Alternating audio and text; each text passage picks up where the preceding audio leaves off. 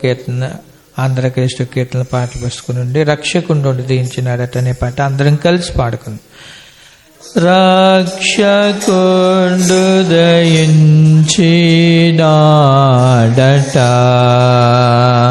మన కొరకు పరమా రక్షకుండు దయించినాడట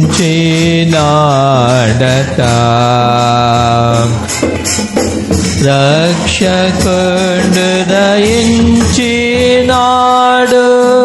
రారే కొల్లాబోయులారా రక్షకుండు దయించినాడు రారే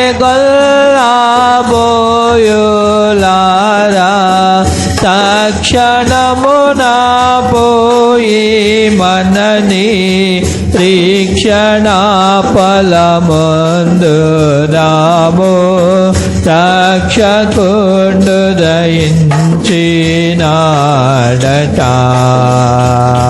మన కొరకు పరమా రక్షకుండు దయించినాడట.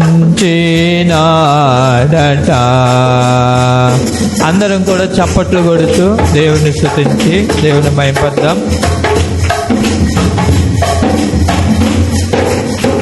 దావీదు వంశమందు ధన్యుడు జన్మించినాడు దావీదు వంశమందు ధన్యుడు జన్మించినాడు దేవుడగు యెహోవా మన దిక్కుదేరి చూచినాడు రక్షకుండు దయించినాడట మన కొరకు పరమా రక్షకుండు దయించినాడట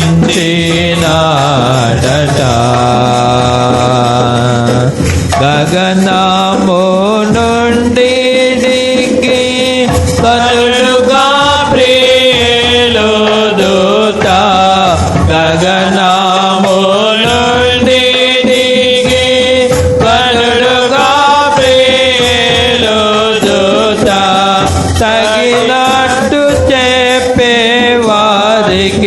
మిగుల సంతోషవాత రక్షకుండు దయించినాడట మన కొరకు పరమా రక్షకుండు దయించినాడట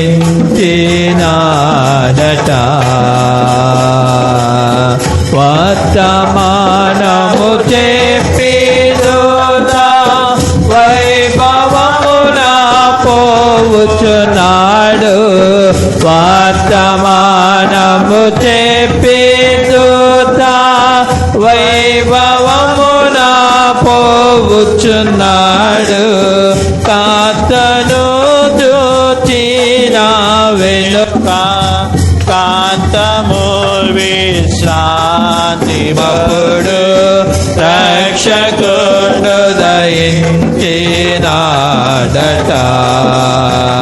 మన కొరకు పరమా రక్షకుండు దయించినాడట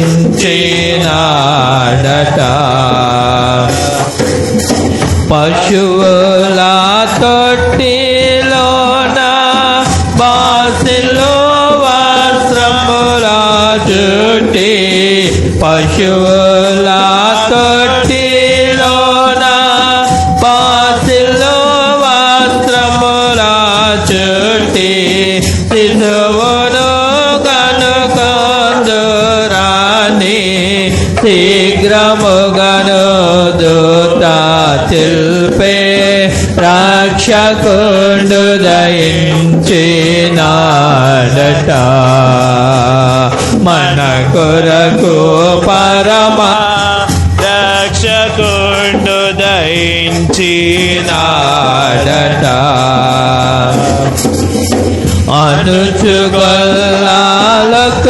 అనుచుగొల్లాలొక్కరికొక్కరు ఆనవాలు చెప్పుకొనుచు అనుచుగొల్లాలొక్కరికొకరు ఆనవాలు చెప్పుకొనుచు అనుమతించి కడకు క్రీస్తు నందరికి నిలిపినారు రక్షకుండు దయించినాడట మన కొరకు పరమా రక్షకుండు దయించినాడట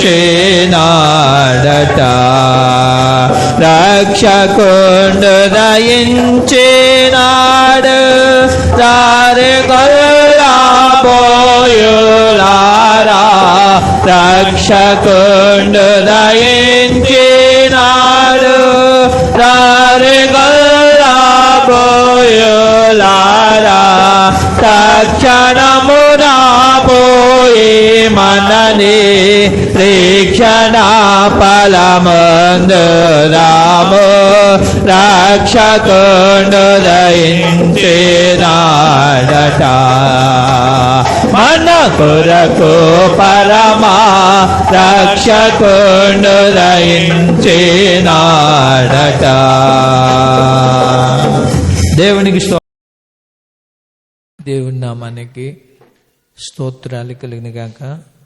మనం ఇప్పుడు 2 ఆంధ్ర క్రైస్తవ కీర్తనల పాటలు పాడాం.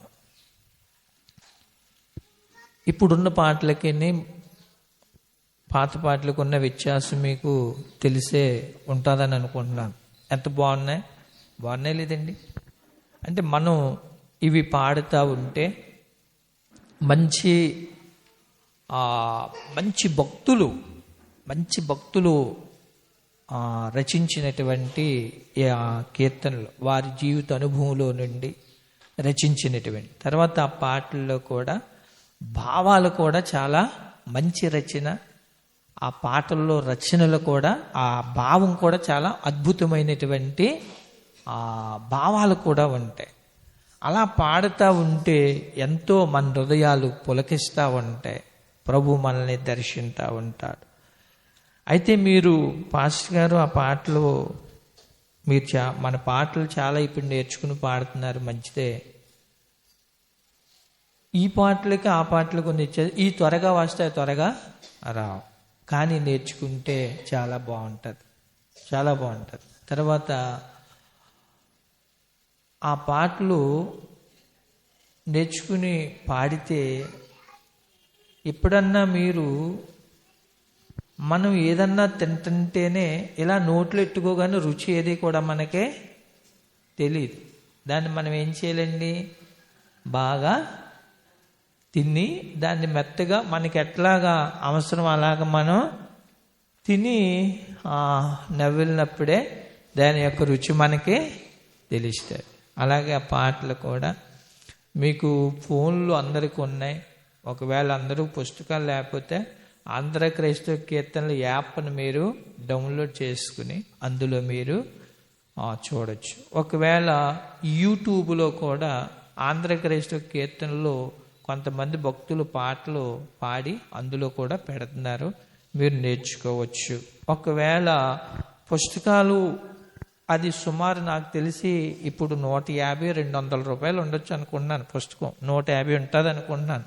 నేను 80 రూపాయల్లో కొనుక్కున్నాను పుస్తకం. మరి నేను కొనుక్కున్న 2012లో కొనుక్కున్నాను. 12 సంవత్సరాలు అయిపోయింది, అందుకని 150 అన్నాను, డబల్ వేసాను. ఒకవేళ వీలు ఉంటే మీరు ఎవరైనా 150 అంటే పెద్ద ఎక్కువేమీ కాదు, బోల్ డబ్బులు మనం ఖర్చు పెడుతున్నాం. అలాంటి పాటల పుస్తకం కొనుక్కుంటే మీరు చక్కగా పాటలు నేర్చుకోవచ్చు. రైతేనా? దేవునికి స్తోత్రం. ఇప్పుడు చిన్న వాక్యాన్ని మనం ధ్యానించుకుందాం. యోహాను సువార్తలో నుండి 1వ అధ్యాయంలో నుండి 1 నుండి 12 వచనాలు మనం చదువుకున్నాం. ఈ వాక్యములో నుండి 3వ వచనాన్ని 4వ వచనాన్ని మనం చదువుకుందాం. కలిగినదేది ఆయన లేకుండా కలుగలేదు, ఆయనలో జీవముండెను, ఆ జీవం మనుష్యులకు వెలిగాను. చాలు. ఇక్కడ ఈ చదవబడినటువంటి వాక్యాన్ని మనం గమనించినట్లయితే ఆయనలో జీవముండెను, ఆ జీవము మనుషులకు వెలుగైంది. ఇక్కడ మనం గమనించాలి, యేసుక్రీస్తు ప్రభువారు ఎలాంటి దేవుడు అని దేవుని వాక్యం చెప్తుందంటే జీవము కలిగినటువంటి దేవుడు అనగా నిన్న నేడు నిరంతరం. ఆయన ఎప్పుడూ కూడా ఎలాంటి దేవుడు అంటే జీవమున్నటువంటి దేవుడు. ఆ జీవము మానవులకి ఎలా ఉందట? వెలుగుగా ఉందట. ఈ ప్రకృతి సంబంధమైనటువంటి వెలుగును మనం ఆలోచించగలిగితే కొంత మట్టుకు ఈ ప్రకృతి సంబంధించినటువంటి వెలుగు మనకి అవసరం. కానీ ఈ ప్రకృతి సంబంధమైనటువంటి వెలుగు మనల్ని అంతగా బ్రతికించలేదు. కొంత మట్టుకు మానవుడు బ్రతకడానికి ఉనికికి కొంత సహాయపడుతుంది, కానీ ఈ ప్రకృతి సంబంధించినటువంటి వెలుగు మనల్ని బ్రతికించడం అనేది కష్టం మానవుడు. అయితే ఎవరు బ్రతికిస్తారంటే యేసు ప్రభు యొక్క వెలుగులో ఏముందటంటే జీవం ఉందట. ఆ జీవము కలిగినటువంటి వెలుగు ఏం చేస్తుందటంటే మానవులను ఆ వెలుగు బ్రతికిస్తారు. ఒక విషయాన్ని మనం గమనించాలి. ఈ ప్రకృతి సంబంధించినటువంటి వెలుగును గురించి మనం ఆలోచించగలిగితే ఇది కొంతకాలం ఇక్కడ ఉన్నటువంటి మీలో కొంతమందికి తెలుసు. గత దినాల్లో ఈ కరెంటు లేనటువంటి పరిస్థితులు కొంతమందికి తెలుసని నేను అనుకుంటున్నాను. అప్పట్లో ఏమి అంటే నాకు దీపాల నుండి మాత్రమే తెలుసు. అంతకుముందు దీపాలకు ముందు ఏమున్నాయో నాకైతే తెలియదు. దీపాలు సిమ్మిలీ లైట్లు ఉండే, అంటే కిరోసిన్ లైట్కి సిమ్మిలి అనేటటువంటిది ఉండే. ఆ లైట్ల నుండి నాకు తెలుసు. అవి అవున్న కాలములో కూడా మానవులు ఏం చేయగలిగారు? బ్రతికారు. కరెంట్ లేకపోయినా అవున్నప్పుడు కూడా మనుషులు ఏం చేశారు? బ్రతికారు. తరువాత ఇప్పుడు కరెంట్ ఉన్నా సరే మానవులు ఏం చేస్తున్నారు? బ్రతుకుతున్నారు. అప్పటి దినాల్లోనూ చక్కగా చదువుకున్న వాళ్ళు ఉన్నారు, ఇప్పటి దినాల్లోనూ చదువుకున్నవారు. కరెంట్ లేదని అప్పుడు చదువుకోలేని వాళ్ళు ఎవరో కూడా తక్కువ లేదు. ఒక రకంగా చెప్పాలి అని అనుకుంటే ఇప్పుడు చదువుకున్న వారికంటే అప్పుడు చదువు గొప్పదా, ఇప్పుడు చదువు గొప్పదా? ఎందుకు? ఎలా చెప్పగలరు? అప్పుడు చదివే గొప్పదని ఎలా చెప్పగలరు? మనకంటే జ్ఞానం, ఇంకా అది వాళ్ళ జ్ఞానమేనండి. దాన్ని ఎలా మనం చెప్పగలం? వాళ్ళు చదివినట్టు మనం చదవలేం. రైటేనండి. అది ఎలా చెప్పగలం అన్నది మనకు కావాలి. ఏమండి, కూర చాలా బాగుంటుంది అంటే అది ఎట్లాగ ఉన్నదన్నది మనం చెప్పగలగాలి కదా. మీరు చెప్పినవి మంచియే, నేను చెప్తాను. ఇంకా టైము ఎక్కువ అవుతుంది కాబట్టి నేను చెప్తాను. చూడండి, దానికి వ్యత్యాసం మనకు అర్థం అవ్వడానికి. అప్పుడు 18 ఎంతనంటే 80 అని చెప్పేవాడు. ఇప్పుడు 18 ఎంత అంటే ఏం చూసి చెప్తున్నారు? అదన్నమాట. అప్పుడు 18 ఎంతంటే ఇలాగా నోటుతో చెప్పేసేవాడు. ఇప్పుడు 18 ఎంతంటే ఎలా సెల్ ఫోన్ చూసి చెప్తున్నారు. అప్పుడు ఒకవేళ మనం ఉదాహరణకి ఒక కిరాణా కొట్టు దగ్గరికి వెళ్ళి ఒక 10 సరుకులు కొన్నామనుకోండి. ఆ 10 సరుకులు కొన్న తర్వాత ఆ 10 సరుకులకి కూడా అతడు ఇలా రాసుకుని టక్ టక్ టక్ టక్ మని లెక్కేసి ఇప్పుడు ఏం చేస్తున్నాడంటే ఆ 10 సరుకుల్ని కూడా దగ్గర పెట్టుకుని కాలిక్యులేటర్ కొట్టి కొట్టి కొట్టి కొట్టి కొట్టి కొట్టి ఎంత అంటున్నాడు. అంటే వ్యత్యాసం ఉదాహరణ మాత్రం మీకు చెప్తున్నాను. ఇది ఒకటి. రెండోది, అప్పుడు డాక్టర్స్ ఉన్నారు, ఇప్పుడు డాక్టర్స్ ఉన్నారు. అవునా కదా? అప్పుడు ఉన్నారు, ఇప్పుడు ఉన్నారు. అప్పుడు డాక్టర్ గారి దగ్గరికి ఒక వ్యక్తి ఏదన్నా బలహీనత వచ్చిందని వెళ్తే ఆ వ్యక్తి యొక్క సిమ్టమ్స్ ఏమిటో చూసి ఇతనికి పలానా బలహీనత అని వాళ్ళు గమనించి దానికి మందు ఇచ్చేవారు. ఆ మందు ఇస్తే 100కి 80% 90% కూడా ఆ వ్యక్తికి ఆ బలహీనత నయమయ్యేది. ఇప్పుడున్న పరిస్థితి అంటే ఆనాటి జ్ఞానానికి ఈనాటి జ్ఞానానికి నేను చెప్తున్నాను. ఇప్పుడున్నటువంటి చదువుకి జ్ఞానానికి పరిస్థితి ఏంటంటే, ఉదాహరణకి నాకు ఏదన్నా ఇక్కడ చిన్న బొట్టం వచ్చింది అనుకోండి, నేను ఒక డాక్టర్ గారి దగ్గరికి వెళ్ళాను అనుకోండి, దానికి ఏమంటున్నారంటే దీనికి ముందు బ్లడ్ టెస్ట్ చేయాలి, తర్వాత బ్లడ్ టెస్ట్ తర్వాత ఎక్స్రే చేయాలి, ఎక్స్రే చేసిన తర్వాత స్కానింగ్ చేయాలి, ఇందులో కనపడకపోతే ఇంకా టెస్ట్లు ఏ ఉంటున్నాయి. అంటే అప్పుడు సిమ్టమ్స్ చూసి మందు ఇస్తే ఆ బలహీనత వారికి 100% తగ్గేది. ఇప్పుడు ఉన్నటువంటి చదువు ఎలాంటిదంటే మొత్తం అంతా కూడా వాళ్ళు ఇందులోను బ్లడ్ టెస్ట్లో చూసి, ఆ తర్వాత ఎక్స్రేలో చూసి, ఆ తర్వాత ఏమో అందులో స్కానింగ్లో చూసి, ఇవన్నీ చూసాక ఫలానా బలహీనత అంటే దానికి మందు ఇస్తాడు. ఆ మందు ఇచ్చిన తర్వాత కూడా ఇంకో అనుమానం ఏంటంటే, ఇది తగ్గకపోతే మరలా 15 రోజులు పోయిన తర్వాత మరలారా, ఆ తర్వాత తగ్గకపోతే మరలా నెల పోయాక.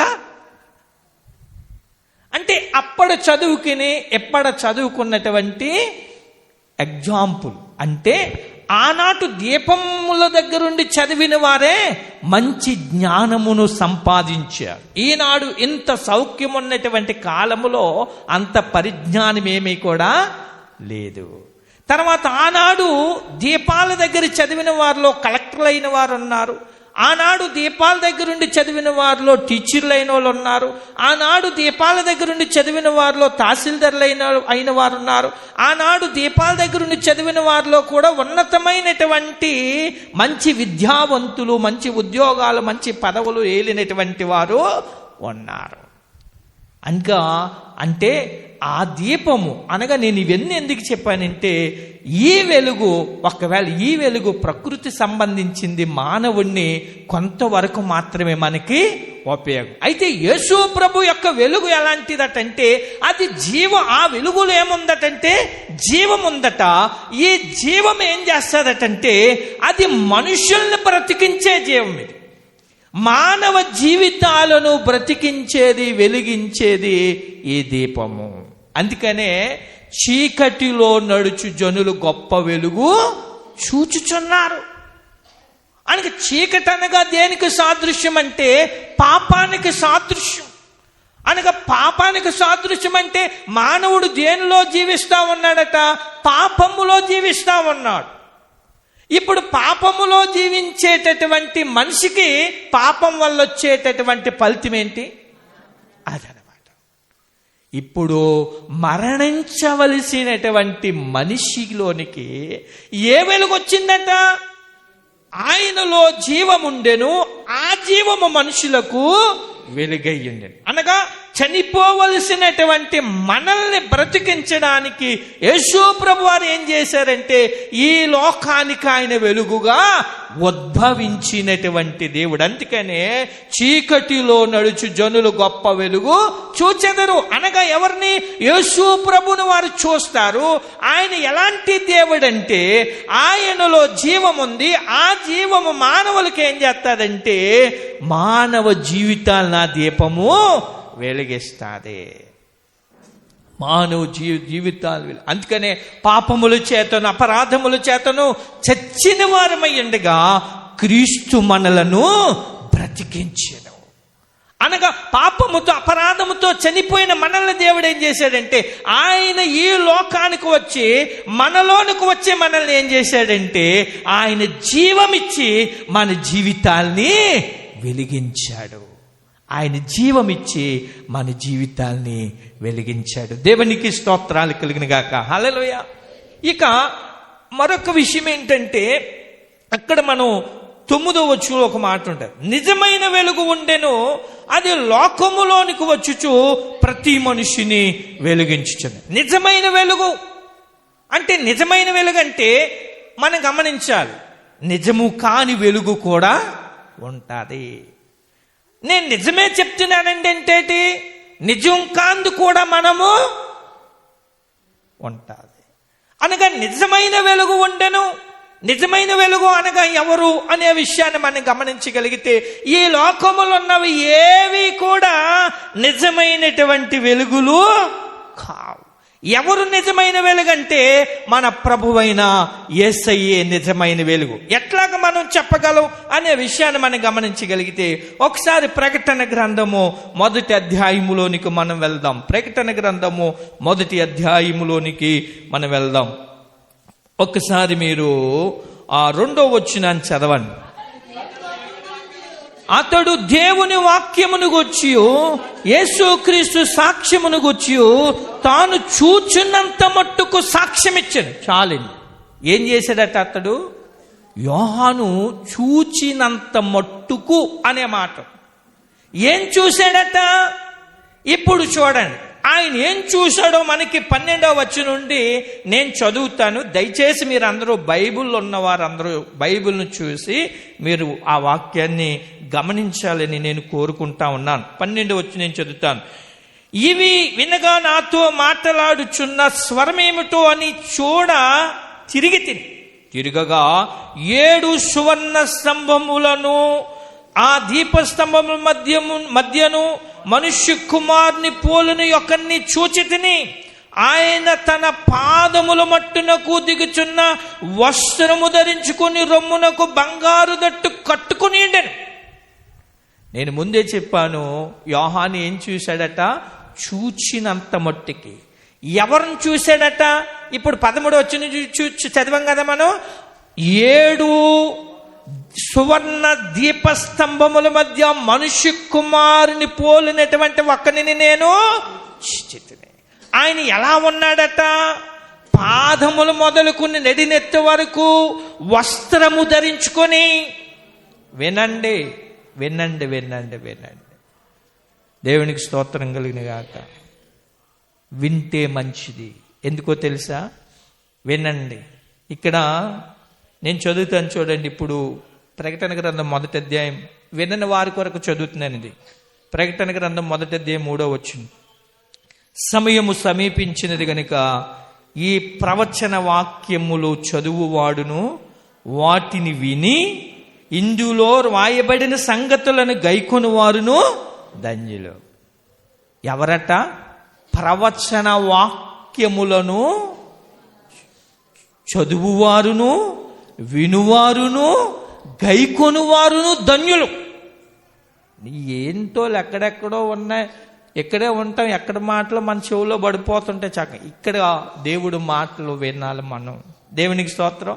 వినువారు ధన్యులట, చదువువారు ధన్యులట, గైకొనువారు ధన్యులు.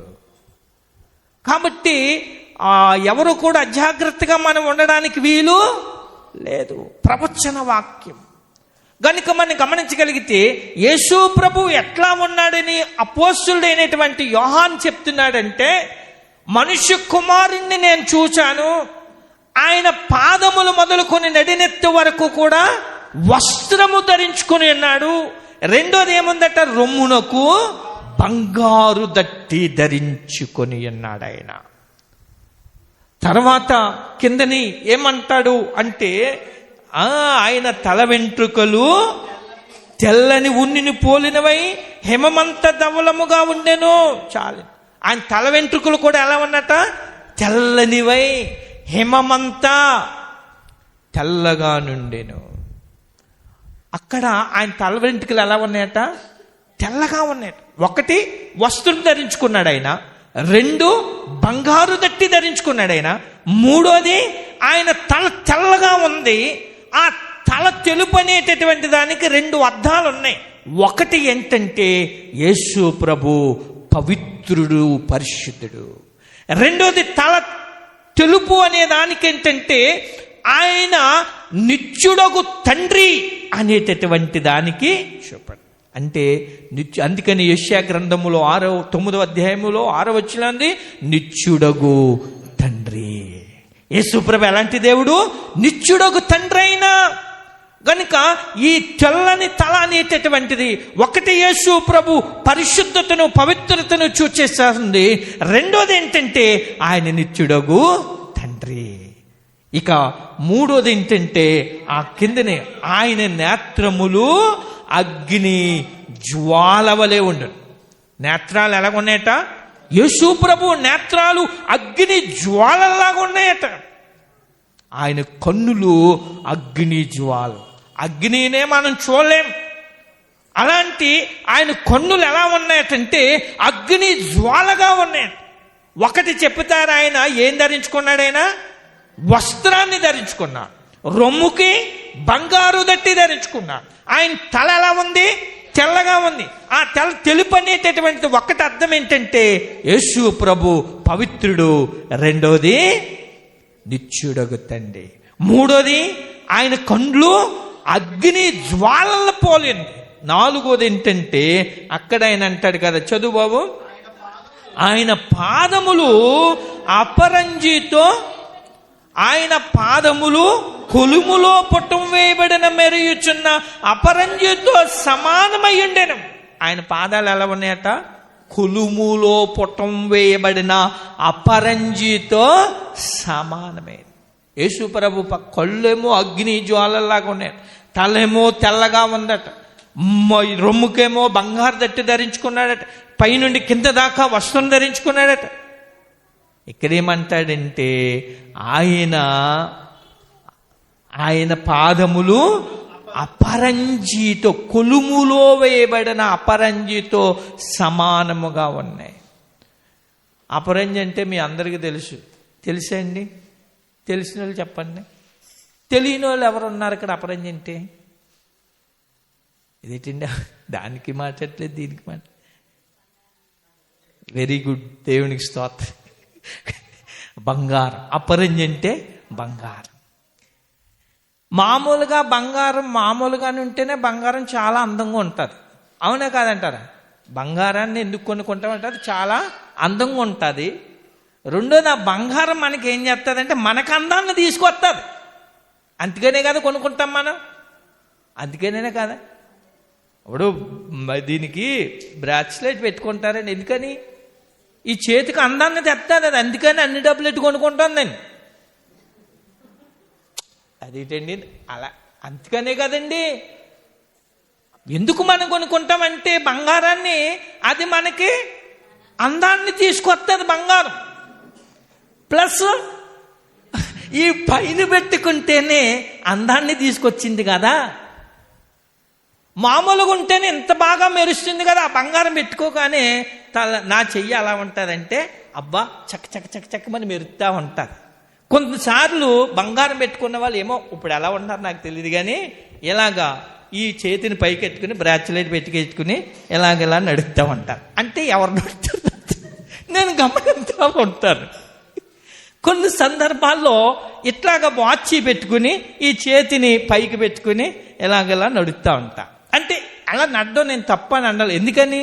అది మన చేతికి, మన శరీరానికి అందాన్ని తీసుకొస్తుందని మనం పెట్టుకుంటాం. తప్పేం లేదు, మనకి దేవుడు ఇచ్చాడు, పెట్టుకున్నాం.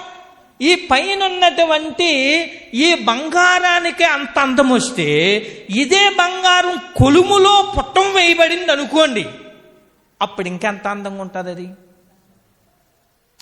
పైనుంటేనే అంత అందం దానికి, పుట్టం వేయబడితే,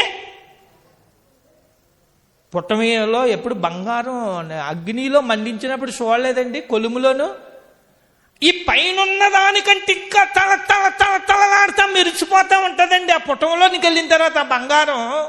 అనగా యేసు ప్రభు యొక్క పాదాల అట ఈ బంగారం కంటే అద్భుతంగా మెరిచిపోతా ఉన్నాయట. నేను ఈ మాటలు ఎందుకు చెప్పానంటే, యేసయ్య పాదాలు ఈ పైనున్న బంగారం ఎలా మెరుస్తుందో అట్లాగే కాదు, పుట్టములో వేయబడిన బంగారం ఎంత తెల్లగా అయితే మెరుస్తుందో ఆయన పాదములు అంత తెల్లగా మెరిసిపోతా ఉన్నాయట. నిజమైన వెలుగు ఉండెను. ఈ లోకంలో ఉన్న బంగారానికన్నా కెలము పడుతుంది కానీ యేసు ప్రభు వారికి కెలము పట్టేటటువంటి అవకాశము లేనే లేదు. అది ఎప్పుడూ కూడా అది మెరుస్తూనే ఉంటుంది. అందుకనే నా ప్రియుడు 10,000 మందిలో అతి కాంక్షణీయుడు, నా ప్రియుడు ధవలవర్ణుడు, రత్నవర్ణుడు. యేసు ప్రభు అంతటి అందగాడు, సౌందర్యం కలిగిన వాడు ఈ భూమి మీద ఎవరు కూడా లేరు. ఆయన దేహమే మెరిసిపోతా ఉంటుంది. అంతటి తేజస్సు కలిగినటువంటి వాడు యేసు ప్రభు వారు. అందుకనే నిజమైన వెలుగు ఉండేను. ఈ లోకంలో ఉన్నాయన్నీ నిజమైన వెలుగులు కావు. వాటికి ఏదన్నా ఉంటేనే వెలుగుతాయి. ఇట్లా కరెంట్ ఉంటే వెలుగుతుంది. మన ప్రభువుకి ఏమొద్దు, ఆయన స్వయం ప్రకాశనీయుడు. స్వయం ప్రకాశనీయుడైన ఆయనకేం అవసరం లేదు. నిజమైన వెలుగు ఉంటేనే. ఈ లోకములో ఏది నిజమైన వెలుగు కాదు. మన ప్రభువైన యేసయ్య నిజమైన వెలుగు. ఆయన వస్త్రములు ధరించుకున్న దేవుడు, తెల్లని వస్త్రాలు, రొమ్ముకి బంగారము ధరించుకున్న దేవుడు. ఆయన తల తెలుపు, నిత్యుడకు తండ్రి, పవిత్రుడు. ఆయన కండ్లు అగ్ని జ్వాలలు, ఆయన పాదములు బంగారము వలె మెరిసిపోతా ఉన్నాయి. ఇప్పుడు ఆయన యొక్క స్వరము గురించి అంటా ఉంటాడు కదా, ఆయన కంఠస్వరము విస్తారమైన జలముల ధ్వని వలె ప్రవహించింది. ఆయన కంఠధ్వని కూడా ఎట్లా ప్రవహిస్తా ఉందట? విస్తారమైన జలప్రలయం వలె ప్రవహిస్తా ఉందట. అనగా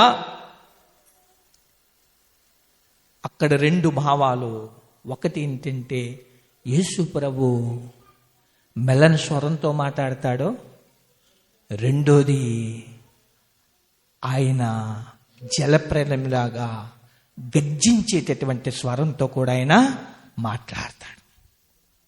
అది దేనికి సూచన ఏంటంటే, ఒకటి యేసయ్య ప్రేమ, రెండు యేసయ్య కోపం.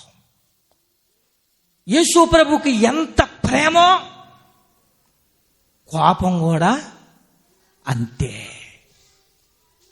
దేవునికి స్తోత్రం. మన కొరకు ఆయన ప్రాణాన్ని ఇచ్చేశాడు. అంత ప్రేమ. కోపం కూడా అంతే. ఎక్కడ చూపించాడు ఆయన కోపం? వెరీ గుడ్, దేవునికి స్తోత్రం. ఆ దేవాలయంలోనికి వెళ్ళాక ఆ మందిరం పరిస్థితి బాగాలేదు. దెబ్బకి తీసాడు కొరడాలు. పెద్ద మనిషి కనపడకుండా పటాపంచులైపోయి పొరుగులు ఒక్కటి కనపడలేదు. ఒకసారి మేము యేసుప్రభుని పట్టుకోనాక వచ్చాం అనగానే అప్పుడు యేసుప్రభు అక్కడే ఉంటాడు. నేనే ఆయన అంటాడు అనగానే ఇక్కడి నుండి అంత దూరం పడిపోతారు. అంత నేనే అనేటటువంటి మాటలో ఎంత పవర్ ఉందో చూడండి. ఆయన ఎక్కడి నుండి ఆ వచ్చిన వాళ్ళందరూ పట్టమని పడిపోతారు ఎంత దూరంగా. ఆయనకి ఎంత ప్రేమో అంతే కోపం. దేవునికి స్తోత్రం కలిగిన ఆయన కంఠస్వరము విస్తార జల ప్రవాహముల ధ్వని వలె. తర్వాత 16 వచనంలో ఇంకొక మాట ఉంటుంది. ఏంటంటే, ఆయన తన కుడి చేత 7 నక్షత్రములు పట్టుకుని ఉండెను. ఆయన నోటి నుండి 2 అంచులు గల వాడి అయిన ఖడ్గం ఒకటి బయలు వెడలుచుండెను.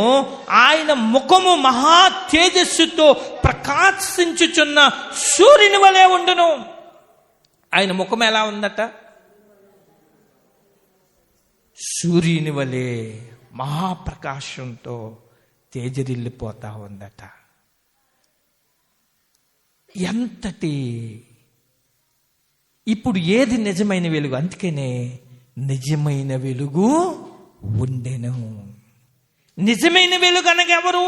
యేసుక్రీస్తు ప్రభువారే. ఆయన యొక్క గుణ లక్షణాలన్నీ మనం చూసాం. సుమారు 6 గుణ లక్షణాలు చూసాం మనం. ఆయన లాంటి నిజమైన వెలుగు ఎవరు కూడా లేరు. ఇప్పుడు ఆ వెలుగు ఏం చేస్తుందట? నేను ఒక్క మాట చెప్పాను, ఆయనలో జీవం ఉండేది. ఆ జీవం మనుషులకు వెలిగింది. అంటే యేసు ప్రభు వెలుగు జీవితాలను వెలిగిస్తుంది, బ్రతికిస్తుంది. రెండోది నిజమైన వెలుగు ఉండేది. అనగా నిజమైన వెలుగు ఎవరో? యేసు ప్రభు యొక్క గుణ లక్షణాలని చెప్పాను నేను. ఆయన వస్త్రములు ధరించిన, తెల్లని వస్త్రములు ధరించినటువంటి దేవుడు. రెండోది రొమ్మునొక బంగారు దట్టి ధరించుకున్నటువంటి దేవుడు. మూడోది నెరసిన తల, పవిత్రత, నిత్యుడకు తండ్రి అనడానికి సూచన. నాలుగోది ఆయన నేత్రములు అగ్ని జ్వాలలు. తరువాత ఆయన పాదములు బంగారం మెరిసిపోతా ఉన్నాయి. తరువాత ఆయన కంఠస్వరం జల ప్రవాహము వలె వినబడతాను. ఆరోది మహా తేజస్సుతో ఆయన ప్రకాశంతా ఉన్నాడు. నిజమైన వెలుగు యేసయ్య అనడానికి యేసు ప్రభు నిజ వెలుగును గురించి మనం తెలుసుకున్నాం. ఇప్పుడు యోహాను సువార్త 1వ అధ్యాయం 9వ వచనంలోనే నిజమైన వెలుగు ఉండని అన్నాం కదా. అది వచ్చుచు ప్రతి మనుషుని వెలిగించుచున్నది అనే మాట చెప్పాం. ఇప్పుడు మూడోది ఏంటంటే యేసు ప్రభు వారు నిజమైన వెలుగయ్యండి ఆయన ఈ లోకానికి వచ్చి ఏం చేస్తున్నాడట, ప్రతి మనిషిని కూడా ఆయన వెలిగిస్తా ఉన్నాడట. అందుకనే ఎవరిని వెలిగించారు అనే విషయానికి వస్తే 1 యోహాను సువార్త దయతో 1వ అధ్యాయం 35 నుండి నేను చదువుతాను. మరునాడు మరలా యోహానును అతని శిష్యుల్లో 2 నిల్చుండగా అతడు నడుచుచున్న యేసు వైపు చూచి, ఇదిగో దేవుని గొర్రె పిల్లని చెప్పెను. అతడు చెప్పిన మాట 2 శిష్యులు విని యేసును వెంబడించిరి. యేసు వెనుకకు తిరిగి వారు నన్ను వెంబడించుట చూచి మీరేమి వెదకుచున్నారని వారిని అడుగగా వారు, రబ్బీ నీవు ఎక్కడ కాపురం ఉన్నావని ఆయన అడిగిరి. రబ్బీ అని మాటకు బోధకుడని అర్థము. వచ్చి చూడని ఆయన వారితో చెప్పగా వారు వెళ్ళి ఆయన కాపురం ఉన్న స్థలము చూచి ఆ దినము ఆయన బస చేసిరి. అప్పుడు పగలు రమారమి 4 గంటల వేళ అయిను. యోహాను మాట విని ఆయనను వెంబడించిన 2లో ఒకడు సీమోను పేతురు సహోదరుడైన ఆంద్రెయ. నేను చదువుతుంటే చూస్తున్నారా, టైం ఎక్కువైపోతుందని స్పీడ్గా చదివేస్తున్నాను. దేవునికి స్తోత్రం. ఇవ్వలేదు కొద్ది మంచి ఆహారాలు రైట్ అక్కడ కదా మెమరీ కాదు ఇవాళ. దేవునికి స్తోత్రం. హల్లెలూయా.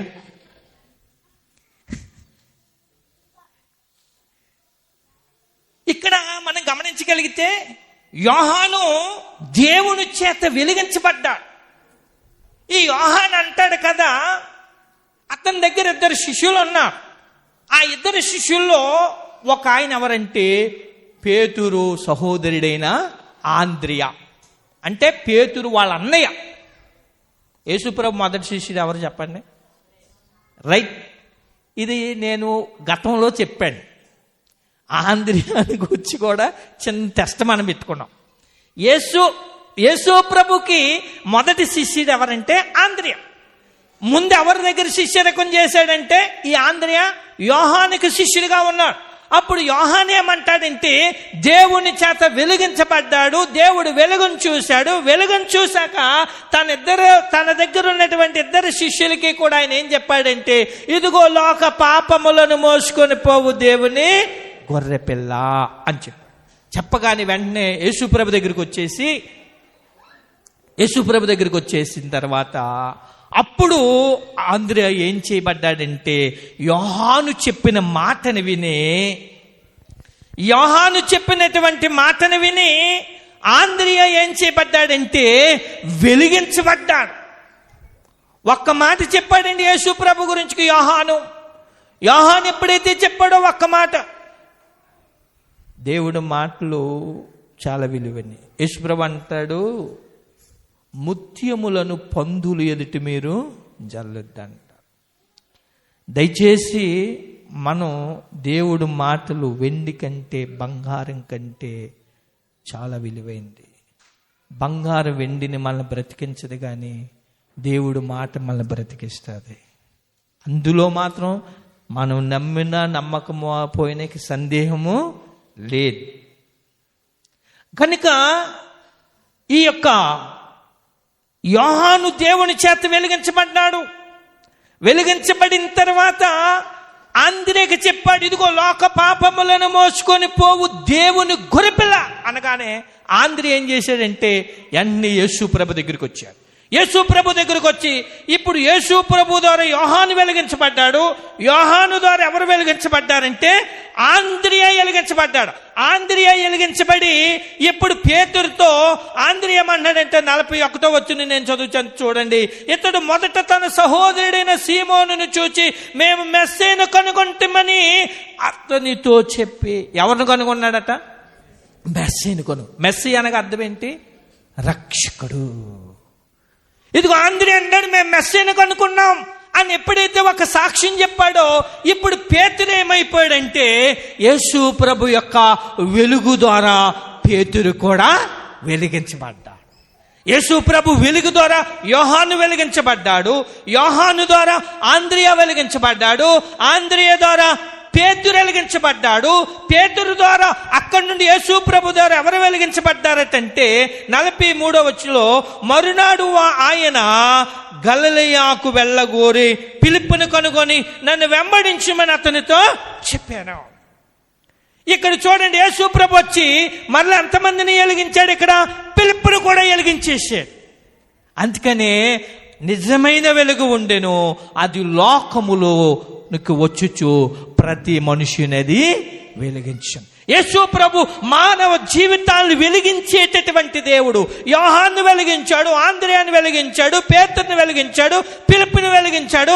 అక్కడ కిందన కూడా ఉంటుందండి. ఫిలిప్ ఏమంటాడంటే మేము ఇదిగో మెస్సీని కనుగొన్నామని ఫిలిప్ కూడా చెప్పితే నతానియేలు అంటాడు కదా, నతానియేలు కూడా అక్కడ దేవుని యందు విశ్వాసం ఉంచాడు. అక్కడ నతానియేలు కూడా వెలిగించబడ్డాడు. దేవునికి స్తోత్రం కలిగిన కాదు. ఒకటి, ఆయనలో జీవం ఉండిన ఆ జీవం మనుషులకు వెలుగు. అంటే దేవుని వెలుగు మనల్ని బ్రతికిస్తాడు. నిజమైన వెలుగేంటో యేసు ప్రభు యొక్క ఎంత తేజస్సు గల దేవుడో మనం తెలుసుకున్నాం. ఆ వెలుగు ఏం చేస్తుందట? మనల్ని వెలిగిస్తా ఉందట. 4 భక్తుల్ని వెలిగించాడు యేసు ప్రభు. 1 యోహాను, 2 ఆంద్రియా, 3 పేతురు, 4 ఫిలిప్పు, 5 నతానియేలు వెలిగించబడ్డారు. ఈ రోజున మరి అలా మన జీవితాలు వెలిగించబడుతున్నాయా? వెలిగించబడకపోతే మనం కూడా వెలిగించబడాలి అని అంటే మనం ఏం చేయాలి అన్న విషయాన్ని మీకు నేను చెప్పేస్తాను త్వరగా.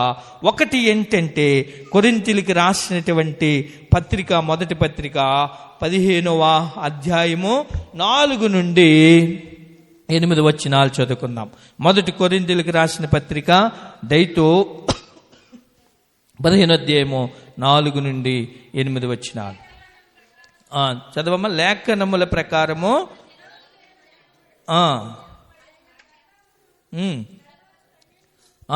చూడండి, లేఖనముల ప్రకారము 3వ దినము లేపబడెను. ఆయన కేఫాకును తర్వాత 12 కనబడెను. అటు పిమ్మట 500కు ఎక్కువైన సహోదరులకు ఒక్క సమయమందే కనబడెను. వీరులు అనేకులు ఇప్పటి వరకు నిలిచి ఉన్నారు. కొందరు నిద్రించిరి. తరువాత ఆయన యాకోబుకును అటు తర్వాత అపోస్తలులకు అందరికీ కనబడెను. అందరికీ కడపట కాలమందు పుట్టునట్టున్న నాకును కనబడెను. మనం ప్రకాశించాలి అంటే పౌలు అంటున్నాడు కదా, ఇదిగో ముందు యేసు ప్రభు అపోస్తలులకు కనపడ్డాడు, తర్వాత 500 మందికి కనపడ్డాడు. వీళ్ళందరికీ కనపడిన తర్వాత చివరికి అకాలమందు పుట్టినట్టున్నటువంటి నాకు కూడా ఆయన కనపడ్డాడు అంటున్నాడు.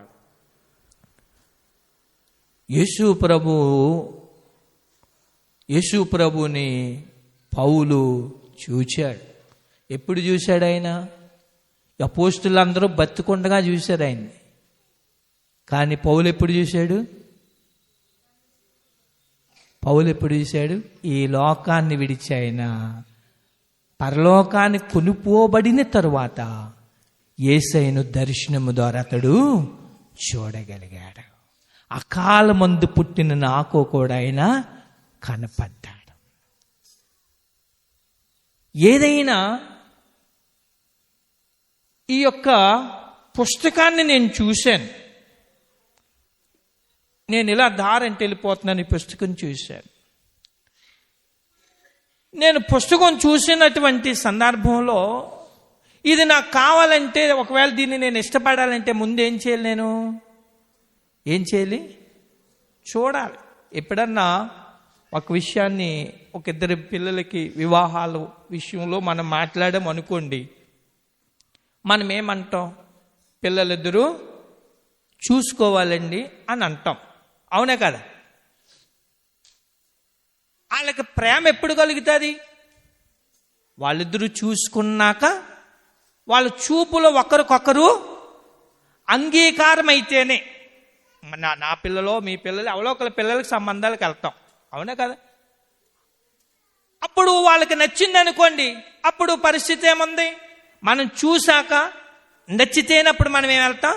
ముందుకు మనం ప్రయాణం చేస్తాం. ఇప్పుడు యేసు ప్రభువుని మనం చూస్తేనే కానీ మన జీవితాలు వెలిగించబడవు. ఎందుకు నేను ఈ మాట చెప్తున్నానంటే, మొట్టమొదట మనం వెలిగించబడాలంటే యేసు ప్రభుని చూచే అనుభవంలోనికి మనం నడిపించబడాలి. మనం ఎప్పుడైతే చూస్తామో రెండోది ఏమవుతుంది? చూసిన దాని మీద మనసు కలుగుతుంది మనకి. ఇప్పుడు నేను ఈ చొక్కా చూశాను ఎక్కడో కొట్లో. ఈ చొక్కా చూసిన తర్వాత ఇది చొక్కా నాకు బాగా నచ్చింది. నచ్చిన తర్వాత అప్పుడు నేనేం చేస్తానంటే, నా దగ్గర ఒకవేళ 200 రూపాయలే ఉన్నాయి, అప్పుడు నేనంటాను, ఏమండి ఈ చొక్కాయి ఆ 200 ఇచ్చి రేపు వచ్చి పట్టుకెళ్తాను, దీన్ని మీరు ఉంచండి అని. చూసిన తర్వాత అప్పుడు దీని మీద నాకేం పుట్టిందంటే మక్కువ కలిగింది. దీన్ని ప్రేమించడం అనేది నేను ప్రారంభించాను. ఇప్పుడు మనం యేసయ్యను చూస్తేనే రెండోది ఏం జరుగుతుందో తెలుసా? యేసు ప్రభుని మనము ప్రేమించగలుగుతాం.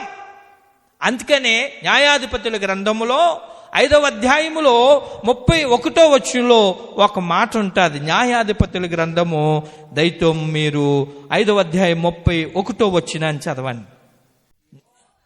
యెహోవా నీ శత్రులందరూ అలాగనే నశించెదరు, ఆయనను ప్రేమించువారు బలముతో ఉదయించు సూర్యుని వలె నుందురు. చాలండి.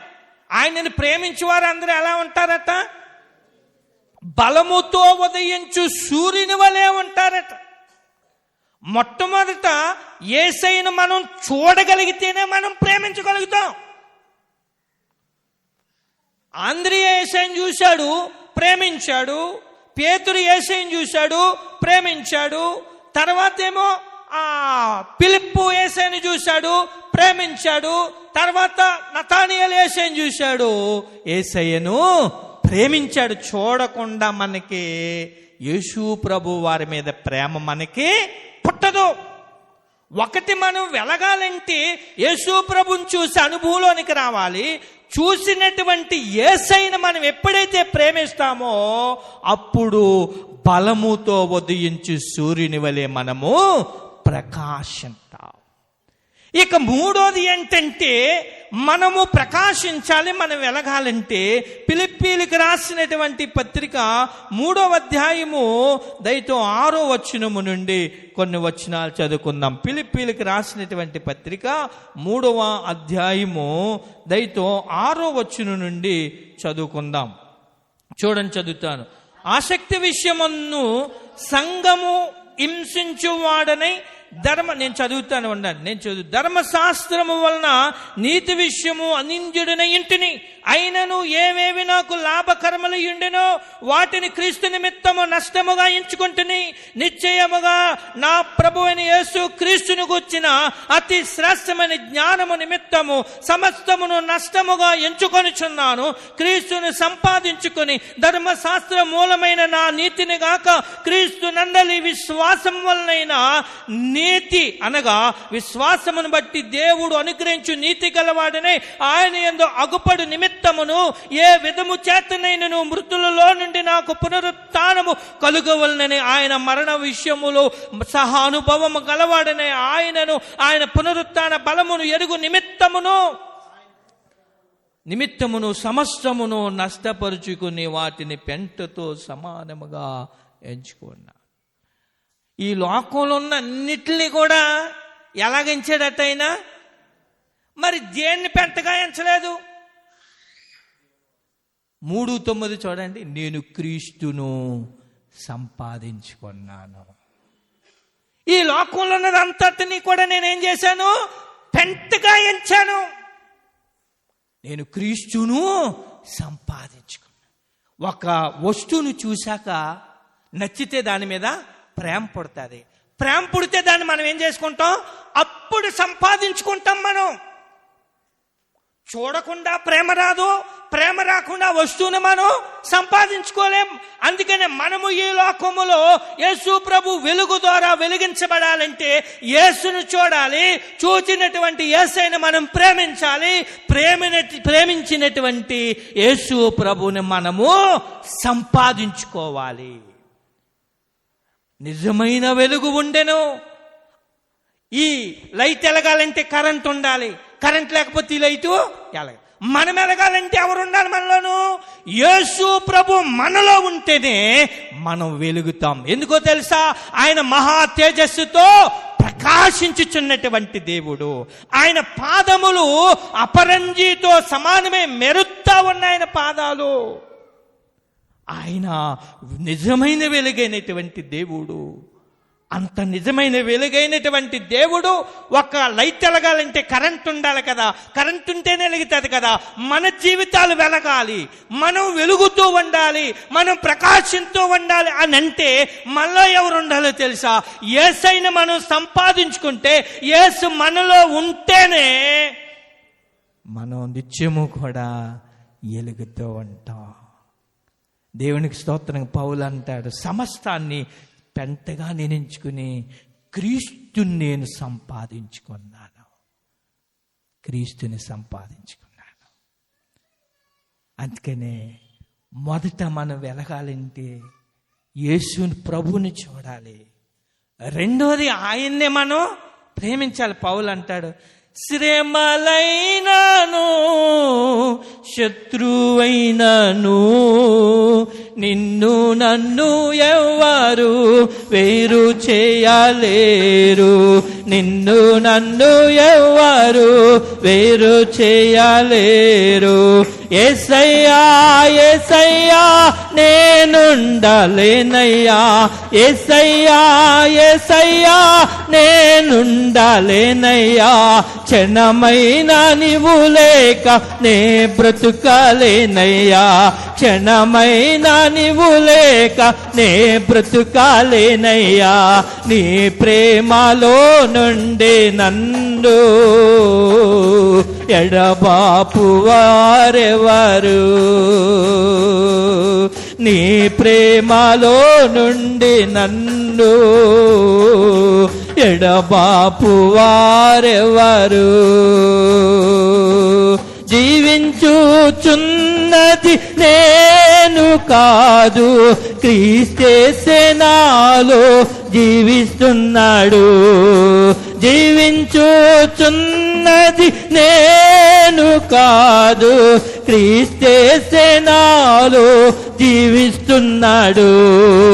నా మట్టుకైతే బ్రతుకుట క్రీస్తే, చావైతే నాకు అది లాభమే. నా మట్టుకైతే బ్రతుకుట క్రీస్తే, చావైతే నాకు అది లాభమే.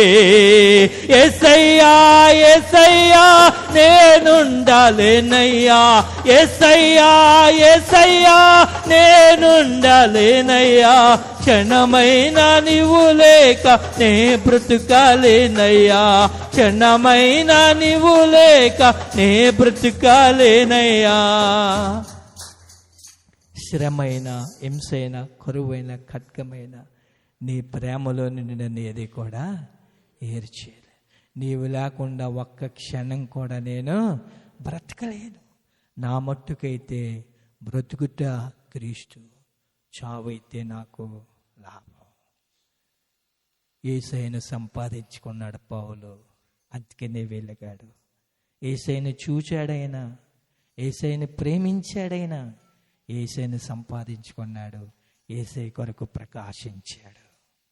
దేవునికి స్తోత్రం కలిగిన గాక. ఈ రోజున మనం కూడా ఆయనలో జీవం ఉండెను, ఆ జీవం మనుషులకు వెలిగిన. మనల్ని వెలిగించేది యేసే వెలుగు. నిజమైన వెలుగు ఉండేను అనగా యేసు ప్రభువారే నిజమైన వెలుగు. ఆయన గుణ లక్షణాలు చూసి ఆయన వెలుగు లోకంలోనికి వచ్చి ప్రతి మనిషిని వెలిగించింది, నలుగురిని వెలిగించింది, మనల్ని వెలిగించింది. మనం ఎలగాలంటే యేసుని మనం చూచి అనుభవంలోనికి వెళ్ళాలి. రెండోది, ఆయన్నే ప్రేమించాలి. లోకాన్ని, లోకంలో ఉన్న ఆశల్ని మనం ప్రేమించకూడదు. యేసే ప్రేమలో ఎదుగుతూ ఉంటే, యోహాను గురించి ప్రకటన గ్రంథం రాశాడు కదా, యోహాను గురించి పద్మాస్ అనేటటువంటి ఆ దీవిలో బంధించేశారట ఆయన్ని. ఆ దీవి ఎలాంటిదటంటే సముద్రపు నీరు, ఆటుపోటు ఉప్పు నీరట. అలాంటి దీవులో పెట్టేస్తే అప్పుడు కూడా యోహాను ఏం చేశాడో తెలుసా? యేసయ్యనే ప్రేమించాడు. పౌల్ని చితక్కొట్టేసి చేతులకి కాళ్ళకి సంకెళ్ళేసేసి ఈడ్చుకుంటూ పోయి చెరసాల్లో పాడేస్తే పాటలు పాడుతూ కీర్తనలు పాడుచు ప్రార్థన చేశాడు. అప్పుడు యేసయ్యనే అంటే ఆయన ప్రేమ అంత గొప్పదండి. ఆయన ప్రేమలో మనం మునిగిపోతే ఇంకా ఆయన ప్రేమను వదిలి మనం ఇక ఒక్క క్షణం కూడా మనం బ్రతకలేం దేవుడి ప్రేమ లేకుండా. కనుక యేసుని మనం ప్రేమించాలి, వెలగాలండి. మూడోది, ఆయన్నే మనం సంపాదించుకోవాలి. హల్లెలూయా. అప్పుడు మనం వెలుగుతాం.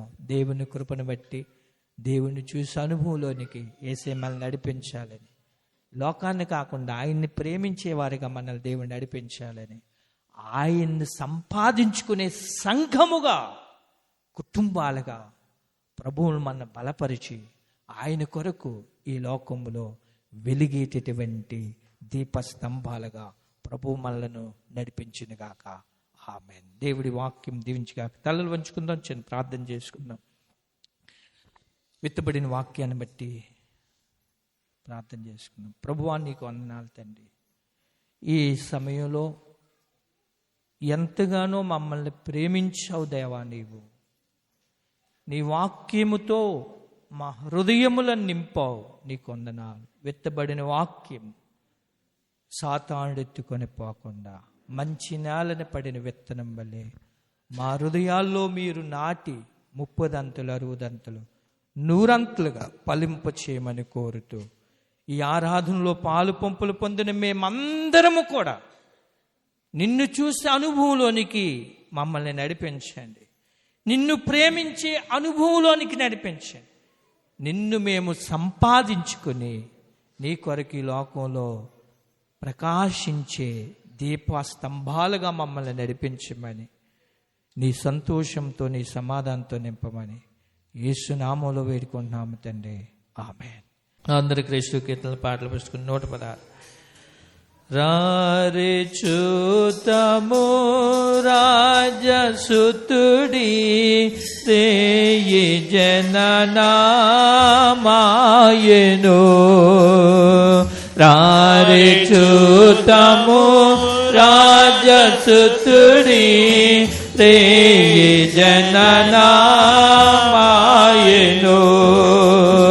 రాజులకు రాజు మెస్సియా, రాజులకు రాజు మెస్సియా, రాజితంబగు తేజమదిగో, రాజితంబగు తేజమదిగో.